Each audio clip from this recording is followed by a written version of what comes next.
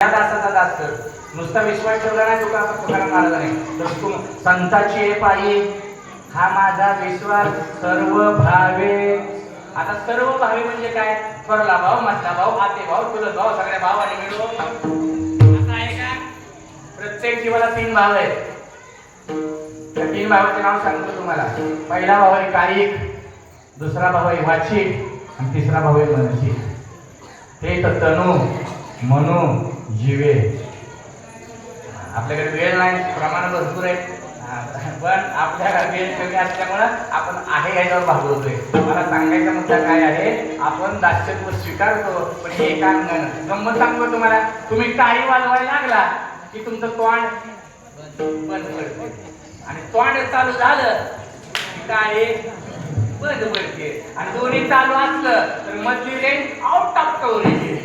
रेंजच लागत नाही मधली. लागते आमची. म्हणून 18 वर्षापासून फळ का मिळणार नाही मला? आपण सेवा केली का ना? तू इथे येतो का ना दरवर्षी? कृष्णाची देवाची सेवा केली का नाही? मग आम्हाला आतापर्यंत काम आमचं फल प्राप्त झालं नाही का? समाधानी झालं नाही आपण का? दुःखी आहोत आपण? आपण येतोय ज्या पद्धतीने सेवा करायला पाहिजे. सेवा कशी केली पाहिजे? काया वाचा मने. काया म्हणजे शरीरानं देवाची सेवा, वाचा म्हणजे मुखानं देवाची सेवा आणि अंतःकरणापासून भगवंताचं नामस्मरण जर आपण घेतलं तर तुकोबऱ्या म्हणतात मी दास्यत्व स्वीकारलं. का दास्यत्व स्वीकारलं? सर्व भावे दास का झालं म्हणतात तर तेची माझे हित करीती सकल. आता हित करतात, हित करतात. पुढारी सुद्धा आपलं हित करतात का नाही? आई बाप सुद्धा आपलं हित करतात का नाही? पण आई बापाला जर माहित नसेल तर पोराचं कल्याण होईल का? आड्यातच नसेल तर पोहऱ्यात येईल का? बरोबर आहे का नाही? आपल्या आई बापालाच माहित नाही आपला उद्धार कशात आहे. बरोबर आहे का? आपल्या आई बापाला कळलं पाहिजे की आपल्या मुलाचा कशामध्ये उद्धार आहे. आता काही लोकांनी आमच्या मुलांना टाकलंय, संस्थेमध्ये टाकलंय, त्यांचा उद्धार करण्यासाठी टाकलंय का पोरांना कीर्तनकार बनवण्यासाठी टाकलंय? मुद्दाम हात घातलाय. आपलं पोरग कीर्तनकार व्हावं असं वाटतं तुम्हाला का पोराचा उद्धार व्हावा असं वाटतं तुम्हाला? आई बापानं सगळ्याला विचारतो मी तुम्हाला. उद्धार व्हावं असं वाटतंय का? जर उद्धार व्हावं असं जर वाटत असेल तर मी आयुष्यभर तुमच्या घरी पाणी करू. आपल्याला पोरग एटीएम बनवायचं. एटीएम पैसे टाक पैसे टाक. कारण धंदा झाला मला, धंदा केलाय आम्ही. आपल्या मुलाचा उद्धार व्हावा असं जर खरं तळमळीनं वाटत असेल ना, त्या पोराच्या हातामध्ये ज्ञानेश्वरी आली पाहिजे, त्या पोराच्या हातामध्ये गाथा आला पाहिजे. म्हणजे आपल्या घरात जर जमत असेल तर त्या शिक्षकाकडे, ज्यांच्याकडे संस्था आहे त्यांच्याकडे चेक करा, काय काय शिकवलं जातं हे बघा. ह्याच्यासाठी आपण जागा राहिलं पाहिजे. हित कशामध्ये आहे ते आम्हाला कळत नाही. म्हणून आई बापाला कळत नाही आपलं हित कशात आहे. म्हणून आपले खरे आई बाप कोण आहेत? तुम्ही संत माय बाप कृपावंत कायमी पतित कीर्तिवान.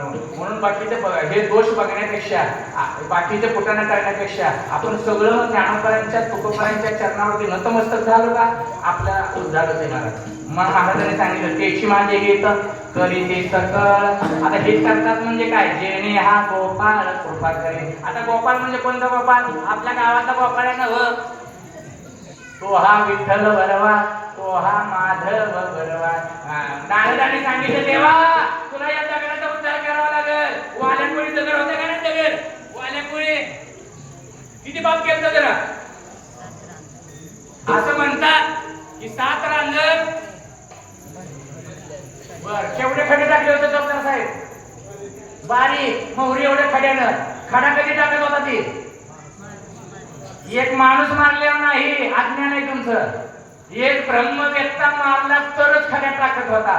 आपल्यासारखे सट्टरपटर किती टाकले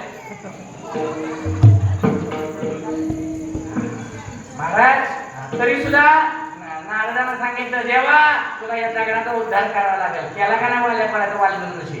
कुणी केला? ही ताकद संतांच्या विचारात आहे. जेणे हा गोपाळ. म्हणून अजून काय काय करतात? भिवू नको मी तुझ्या पाठीशी आहे.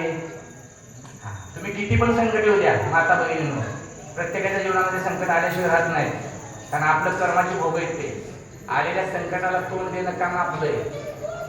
पण त्या संकटातून निभावून जायचं असेल तर विश्वास आपल्या आईबापावर ठेवा, माझ्या ज्ञानोबाईवरती विश्वास ठेवा, माझ्या तुकोबारावरती विश्वास ठेवा.